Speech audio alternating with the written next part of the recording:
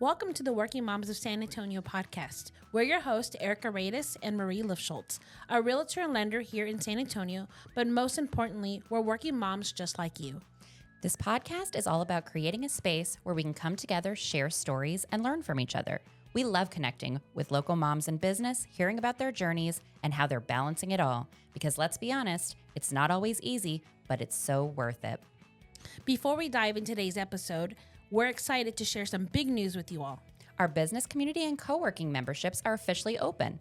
Whether you're looking for a supportive community of moms in business or need a beautiful space to work and grow, we've got just what you need here at Working Moms of San Antonio. You can visit the link in our show notes or workingmomsofsanantonio.com/membership for more info. Now, on to today's episode. Grab a cup of coffee, settle in, and let's get started.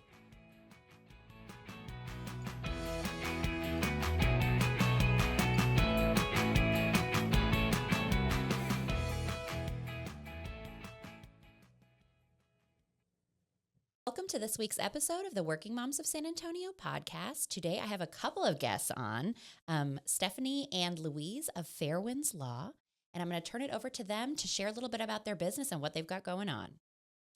Thank you so much for having us. We're really excited to be here. And yes, we are co-owners of Fairwinds Law, and we do business law and estate planning. And we are unique in the market in that we provide membership or subscription model, and we have different tiers for personal and for businesses. And depending on your need, we also do flat fee service arrangements. So we do not like the billable hour, and we don't want to charge large retainers. So yes, yeah, our goal was to bring legal services to people where at a price point where they could afford it. Yeah. Knowing what it was going to cost them up front.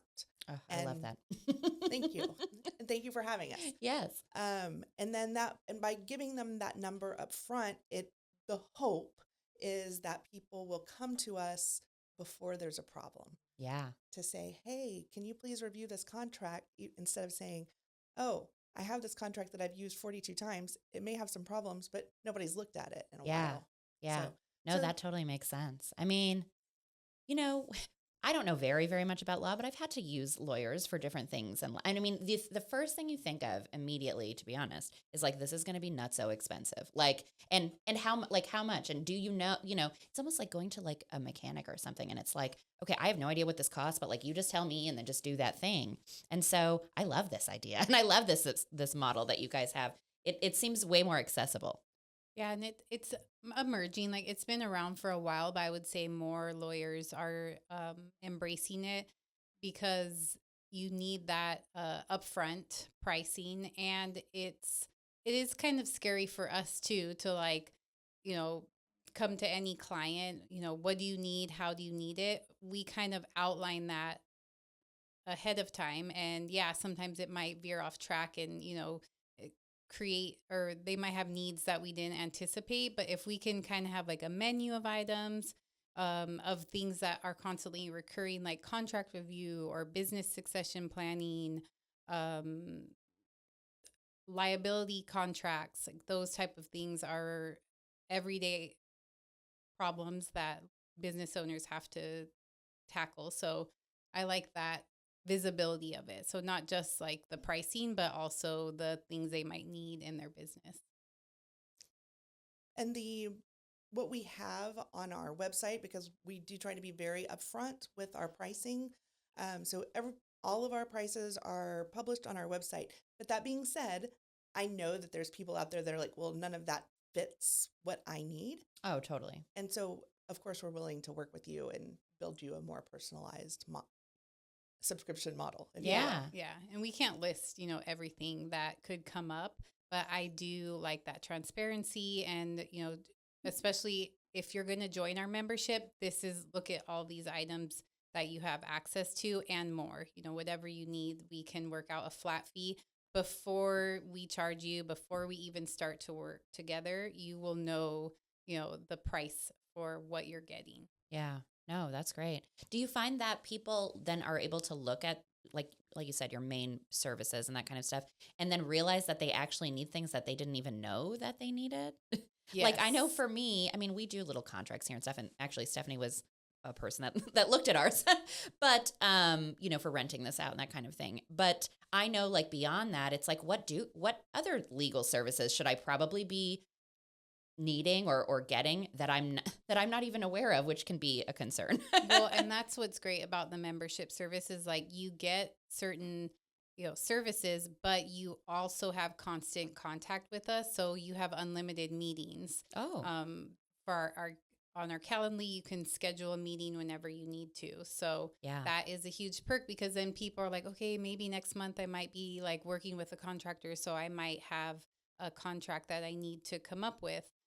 They're ready to do that the next month, because you get, 1 or 2 or 3 services per month. So oh, great. So it's not like it's constantly working on the same issue, right? Like, things change in your business, and so they could also change with what they need from you guys. yes, and I've had clients that say like, okay, I'm going to sign up for a few months because I have all these contracts that I need to be reviewed or created, and then we can work with them on all those projects. And we keep in constant contact. We do once I do review or create a document, we meet about it and talk about it, answer all your questions. I heavily comment and explain what I'm doing, and then you let me know, like, oh, that's not really how my business works. I want something different. Yeah.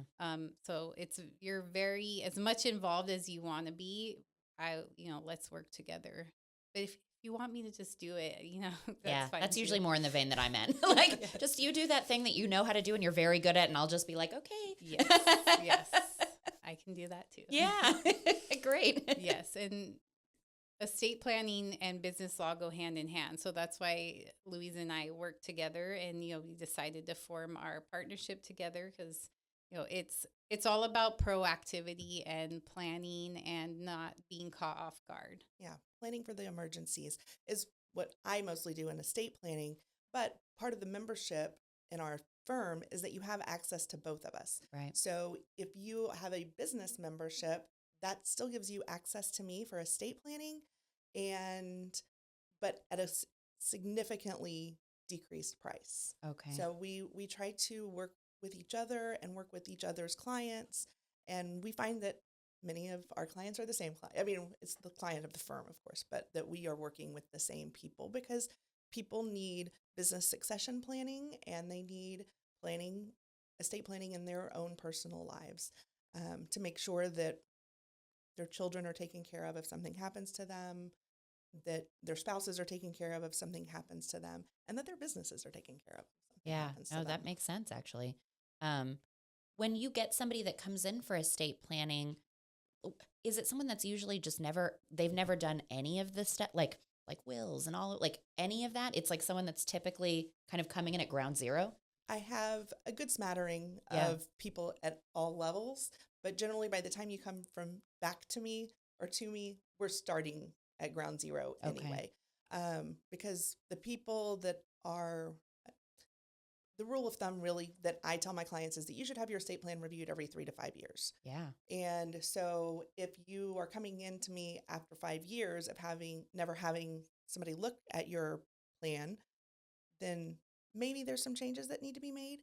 But more commonly, what's happening is people are coming into me and saying, I have a will that I drafted in 1994. Yeah. And 100,000 things have changed in their lives since then. Maybe they've had kids, maybe they've gotten divorced, maybe they've gotten married. Yeah. There's just things that need to be redone. And so we have to redraft from that point.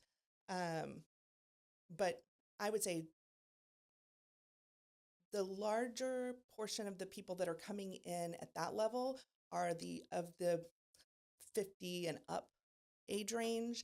Anybody that comes in, which is actually my biggest client base, is in the 30s, 40s age range, they are generally coming to me with nothing and possibly have never thought about it before. Yeah, those people are me, you guys. Those are me. So yeah, I mean, that's super interesting. I know I have to get on board and just be a real adult person now, you guys, but it's a lot of work, and it's very easy to put off, Yeah. And we like to serve all ages too. Like if if you're a family and you have a young teenager or, someone who's off in college, like you should, the family should do their estate planning, mom and dad, but also like expose your kids to it and say like, okay, let's do a simple will just in case, and just to get that out there. Mm-hmm. And what I'm finding is people will tell me, oh, well, I have a will. I have children who are in high school. I have a will. I'm good. Yeah. Cool. So you probably also have a life insurance policy worth $1 million or more. And so what you're telling me right now is you want your children to inherit that when the day they turn 18. You're just going to turn all that money over to them and let them do with what they want with it. Yeah. If we haven't talked about that, if there's nothing in writing about how they should use that money or where it should be allocated, that's what's going to happen. Yeah. And I don't know about you, but my kids did not need any money that's that much at the age of 18. Yeah, no, that's totally true. I mean, you're not even like, I feel like fully formed mentally at that point. But yeah, I mean, like, for example, for me, I have life insurance, right? And my husband does too. But honestly, you're right. Like what happened? Like if someone needs to use that life insurance, like if they're granted it, what happens? I have no idea. I have not set that in place. So, and I never really thought about that. Yes, we help you think about all those things. Louyse does great to have those awkward conversations with people. She's really good at, making them feel comfortable. And it's difficult, but she does it great. Thank you. Yeah. I actually really enjoy having those conversations with people because sometimes we have to be uncomfortable to be comfortable with the uncomfortable decisions. Yeah. And until you can, and it sounds so stupid, but like until you're comfortable in that uncomfortable space, you're not going to make the decisions. Right. I feel like, and I don't know this, but I feel like probably a big like halting factor in people not doing their wills and that kind of stuff, and even, some business stuff, is that they don't know all the components. They don't know, for example, like if you don't know where you want your kids to go, should you pass away, when like, or something else in your business. If I don't have all of my ducks specifically in a row, it's like, well, I'll just wait until I figure this out. But then you never figure it out. Do you guys find that that's true? Yes, absolutely. Yeah. And then, the default state plan for you, there's a plan if you don't have a plan, but it's the state and, the laws that are very generic and not going to really care about your family's, dynamic or what's going on with your sister, your parents, it's very, you want the control. You don't want to give it to the state. Yeah. And I always tell my clients that don't let, if you have made 80% of the decisions, because we're going to have a meeting and we're going to talk about the decisions that need to be made. Yeah. And if you've made 80% of the decisions, don't be afraid to come into the next meeting and we'll talk about the remaining 20. Mm-hmm. And I will help you reach that goal. And maybe we don't walk out of the next meeting with all of the remaining 20% of the decisions made. That's okay. We will just continue to pick away at it. But what often I have found has happened is they'll come in, we'll make the decisions of 80%, but then they won't schedule another meeting because they can't come up with the rest of the 20% of the decisions. And so I've learned to say up front, don't let that stop you from making the next meeting, the next appointment, because we'll just, if we have to do it a little bit at a time, we'll do it a little bit at a time. And in severe cases, I will draft some documents and not others because it's better to have most things in place than nothing. I would rather just do one signing, but if we have to break it up, I will. Well, that's good. that sounds like sort of a comforting process. For someone like me that needs things to be perfect, and oftentimes I know, again, just the way my personality is, sometimes I just need someone to tell, like, almost give me permission to, like, do those things. You know what I mean? Where it's like, if I would be like, hey, X, Y, Z, and you're like, no, that's totally fine. That happens all the time. I'd be like, cool, let's do that then. Sometimes it just takes, like, a professional being like, this is fine. This decision is good. We do this. Mm-hmm. People do this. Yes, every day. Yeah. And so that's why these meetings with you gals are so important. I feel like sometimes we as the consumer just need someone with some authority and knowledge to be like, this is fine, go ahead. Yes, that happens all the time in business law. People Yeah. are like, well, can I do this? I'm like, yeah, of course. Everyone does it every day. And they're like, oh, I didn't know. I Yeah. should have done this years ago. Or, I will be that, voice of reason and expertise, for you and your business. Yeah. But we're also very good at telling you when you shouldn't be doing Yeah. something. Yes. Yeah. Yes. Please also do that. Yeah. Yes, yeah, especially in contract reviews, like you shouldn't be leaving certain things out or just being very vague about, who has to deliver what and when. Yeah. Put it in writing. It's easier to put it in writing than discuss it face to face sometimes, like kind of like sending a difficult email. Like let's just write it down and review it and sign it, and then you won't have so many issues down the line. Yeah. And I think that's what people are just hoping. They have this, very vague contract and hope that nothing happens. And, maybe sometimes, most of the time it won't, but that time it does, you're out thousands of dollars when Yeah. you could have been more sure in your contract. Yeah. And so like, is that what a lot of the contract law, like you're reviewing and then like little red flags go up where it's like, oh my gosh, what if this would happen? Like that's not listed here. And then you have to like rewrite and kind of. Yes. Yeah, definitely like vague terms or like missing a lot of timelines, or trying to think of a good example. I mean, liability contracts are huge too. You can't cover everything under the sun, but you definitely want to cover, if you are going to someone's house or having people come into your business, you want to have the baseline of awareness of like how people act, how it might hurt you or your business, or like if they don't act right and you're working with them, what happens? You can outline all that in a contract, depending on, whether it's an independent contractor or your employee. I would say that, if you have an employee, you definitely want to have some policies in place. And I think that's where, as you grow, as business owners grow, like you're solo and then you take on an employee or you get a physical location, then you want to have those policies in place. Because even though a lot of people might not look at them, like you want them in case you have an IRS audit, or in case the health inspector comes, or there, who knows what could happen Sure. to you. But I think having those policies in place, like I love policies, like I love creating guidance. Like everywhere I've worked, I'm like, oh, let's make a policy for that. And like, just because you create it that day doesn't mean it won't change. I think that's what a lot of people don't like about policies is like, oh, well, I might do something different. Or what if I change it? Well, then you just change the policy. And I think like I also talk to my clients like that, like you can change it on your own. Like I'm going to give you this contract and this is going to have, everything I think it should. But if some little part of it changes, you can add to it, you can change to it. Or if you're still a member, like you can come back and we could talk about it, like, hey, I want to change this or add this. Can you do it for me? Or, however. So I think that to me, even though you write the policies down or contracts, sounds like it's still like a living document that like can change at some point to suit your business needs. I love that. I mean, me as a person would be terrified to do that.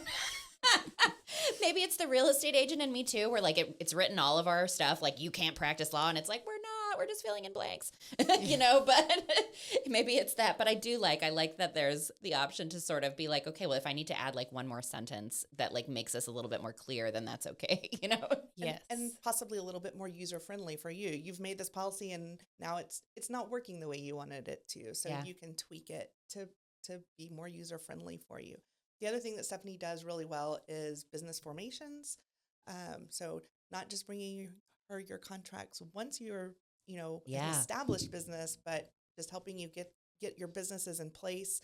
I know we've been approached by a lot of people who are working as sole proprietors and maybe have physical locations as well. Yeah. And, we advise them that they should probably have a an actual entity in place to protect them from liability. Yes. So like an LLC and things of that nature. Yes. Yeah. Well, and that's just a part of growing. You start as a solo or a DBA, and that's good enough because it's expensive to file an LLC if you're just starting out, you know.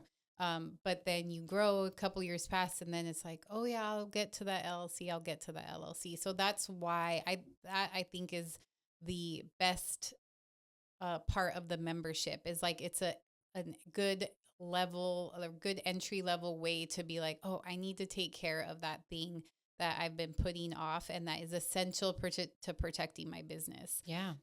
And if you want to, get a bank loan, they're probably going to ask for your operating agreement for your LLC. So you want to have that too. And so when we do the LLC formation, you get your operating agreement as well. So, right out the gate, you're going to be, ready to start and grow and grow and grow. Yeah.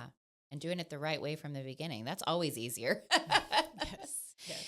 Do you feel like there's a misconception that you need a CPA to do your LLC? I see that like in the groups and all that, like online, where people are like, I need a CPA to help me, do my LLC. And I'm like, but do you? Like, I don't know. Like those two things have and do sometimes go together, but it feels more legal to me. So I don't know.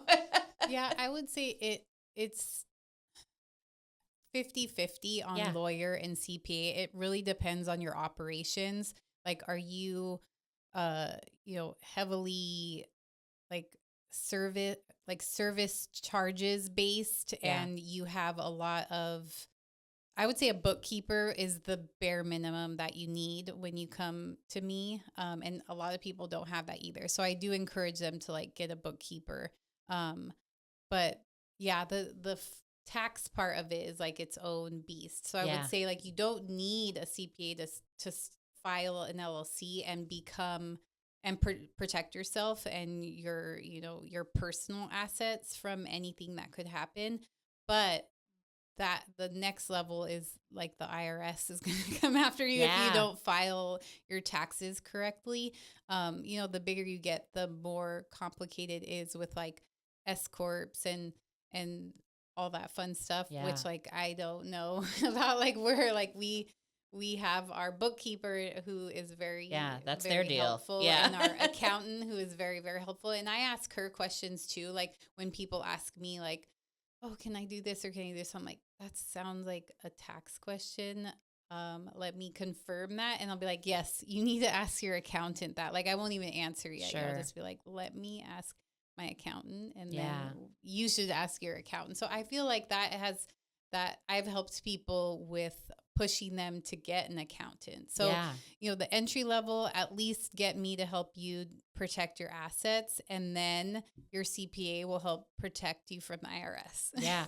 Maybe it kind of gets rolled together sometimes, because while putting together the actual LLC does feel more legal, it gets lumped in because the reason that they're doing these different entities is to help with tax reasons. Yes. I see. Okay. It's always been a little confusing to me. It's okay, well, who do we go to about all of these things? Well, and it is, I would say, very based on your, annual revenue. Sure. Then you should definitely have a CPA if you are large enough to save money on the way you file things. Yeah. So I would taxes are something that come up often. I bet. Yeah. Yeah. And I would say that it's more common for people to go and hire a CPA or an accountant just because that they have to. They are going to go hire them to help them file their taxes. So they've already know somebody. They've already got a relationship with that person, and so that's where they go. I would highly advise that they also talk to an attorney when filing for their entity. Yeah, Yes. No, that makes sense. It sounds like you guys work hand in hand. You need absolutely. all of that. Yeah, definitely. That is a better way to put it. I've been doing this a little while. Well, I want to talk about how you guys kind of got into sort of helping the small business sector. Let's talk a little bit about what you were seeing maybe in your own lives and that kind of stuff, and what you really love about kind of servicing and helping to service this particular community here in San Antonio? Yeah, well, working moms, I'm a member and I love Yeah. it. Yes, and I think I feel really comfortable working with other women and working with mom business owners, and I love to be a part of the community. So I thought, how can I help the community with my what I like to do within the law? And I think I first started solo, before Louyse and I met, Yeah. and helping people do LLC formations and contract reviews, and I really liked that, and I really like working with small business owners because it's so nice to see people's businesses grow and see them, like, their families are a part of their business, and like it's something that they are passionate about. It's so nice to see people's passion for what they do. So I don't, like, even if we grew in some, I would still want to work with small business owners because Yeah. it's inspiring. And yeah, I know how scary it can be. And so I like to be that, voice of reason and helpfulness. Yeah. And I think that's one of the great things just about law, the field of law in general, is that there are so many different areas to be in. And you do kind of find the thing that makes you want to get up in the morning Yeah. and go help the people that you want to help. Stephanie loves to work with small businesses. I also like to work with small businesses, but my love is the family. Sure. So I want to make sure your family is taken care of. I love sitting down with people and making sure that they have that peace of mind that if something happens to them, their children are taken care of the way that they want them to be taken care of, not just taken care of. But I love that moment, and it happens almost every time when everything's done, everything's signed, and they walk out of your office and they're like, "Thank you. That just brought me such peace of mind." Yes. And so that's the thing that gets me up in the morning. And Stephanie said, I don't want to do that. I want to do small businesses. Yeah. And so that was kind of how we got together, was because we were talking about estate planning, and we thought if we brought these two loves that we have together, we could do it. We could make a great firm. Yeah. Yes. Oh, I love that. That's great. Well, I believe things happen for a reason. And so I think that that's probably, it was just maybe meant to be. But both of you provide, whether it be for small businesses or family law, is that I can only imagine that it's just a sense of relief, right? Like as moms, as working moms, as, and women, there's so much like mental load of all the things that we're supposed to do and have to do and that kind of thing. And even though I have not done all the things that I'm supposed to do, somewhere up here, I know that I need to do that stuff, and it little by little kind of puts a little pressure on the shoulders. And so when you sign those documents and you're done, it's like, oh goodness, I'm so glad, that I did that thing. So I imagine you're providing a lot of relief, both of you in your separate sex. Yes. Yeah. And working with an expert, to do that. And I think that's what I also like about working moms is that you can find other professionals to help you with the things that you kept putting off and that you Yeah. weren't doing. Like, oh my gosh, I need, a cleaning service for my building, a graphic designer. There's so many people marketing in person. the group. Yes, we hired another working mom for our website. So yeah, Yay. Mhm. it's I great love to that. find those resources Yeah. in a tight knit community. We've got a bunch of good gals in here. I mean, everybody's just super nice, very good at their job and driven. And I just love seeing that in women. It's great. So, well, good. I'm glad you're getting use out of the other members, and I know they're going to get use out of you gals too. Yes. Cool. Well, is there anything else that you want to share that you can think of? I mean, I think that where we overlap heavily too is business succession planning. And Okay. that is something that we want to make sure that business owners, maybe you don't have time to do your whole estate plan, even though you should.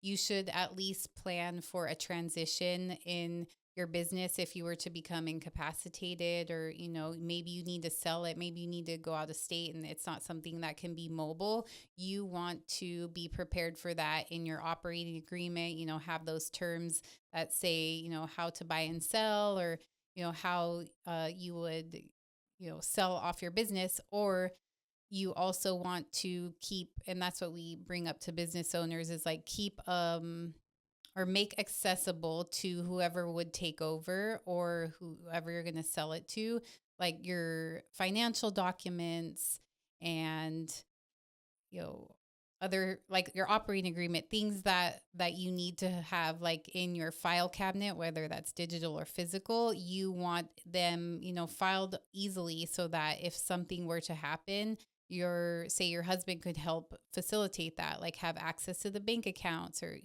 Sure. different things like that. So business succession planning is really. Yeah. And the one that I always tell clients is, if something happens to you today and you have employees, who's paying them? Who has the authority to pay them? Are they going to go without a paycheck? And is that what you want? Yeah. Yeah, or your contractors. Like, how is someone going to pay your contractors if they don't know your logins? Like it could be as simple as that. So even if, we just help you think about like, oh, I should write that down somewhere or put that in a document and make it, shareable with my employee or my, family so that they know where to go when something happens or if something happens. That's such good advice. I feel like that's good advice even like with your own personal stuff. Like in my house, I'm the one that pays all the bills and I do the grocery shopping and I know where the kids' doctor's forms are. All that stuff. And God bless him. I'm sure Frank could figure it out. Yes. But you want to make it easy. But you want to make it easy on him. Yeah. He can figure it out. Anybody can figure it out. But the question is, do you want them to have to figure it out while they're dealing with a very emotional time of their lives? And they're probably not the ones that are going to be figuring it out, right? Yeah. Like if something were to happen to you, probably while your husband's mourning, somebody else is going to step in and help. Yeah. And that's where those processes being written down is very helpful. Totally. No, that's really good advice. I'm going to get on that. For real. But the other thing I would like to say just about our firm in general is that we work very hard to come to the client. Oh. So almost everything we do is virtual. I meet with a lot of my clients in their homes. Mm-hmm. And I do almost every signing in their home. I also do it in other business, in places as well. Sure. But it seems to be more comforting and comfortable for many of my clients to just to be at their own kitchen table. And so we work really hard to meet our clients at their level of comfort and not make it just such a cold kind of corporate transaction, if you will. Yeah, we're very flexible about our accessibility to, like, we do weekend meetings, we do evening meetings. We can meet you when and where you can meet us. Yes. Yeah. I love that. That's great. It's all about convenience, right? And some of this tougher talk, like you say, I'm sure feels a lot better when you're just at home, rather than going to some corporate like environment. So that's really great. Well, this conversation has opened my eyes to a lot of things for me personally, and I'm sure for our listeners as well, some things that need to be done and the importance of them. And, luckily there are gals like you that have subscription models and different things that make it a little bit more accessible for everybody to get good advice and care when it comes to law. So that's great. Thank you. Of course. And thank you so much for being on. Thank you so much for having us. Oh, really quickly though, I don't want to forget, will you share with our listeners how they can get a hold of you? Yes. So fairwinds.law, FAIRWINDS.LAW is our website, and you can find out more about the membership tiers. You can also contact us on that website. You can message us on Facebook. I'm at Stephanie at fairwinds.law. And I'm at Louyse at fairwinds.law, but my name is Louyse at fairwinds.law. You've got a name like me where we got to tell everybody all the time. Builds character, right? Yeah, that's right. I keep, you just keep saying it and you hope someone remembers. So, but, okay, great. Well, we will put all of that in the show notes so that people can just click and get a hold of you gals. And again, thanks for being on. Thank you so much for having us. Yeah. And then really quickly, I'll just thank our listeners for tuning into this week's episode, and we'll catch you guys next time.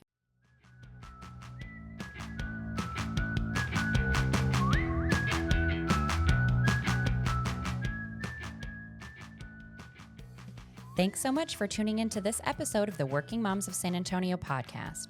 We hope you loved today's chat and found a little inspiration to take with you into your week.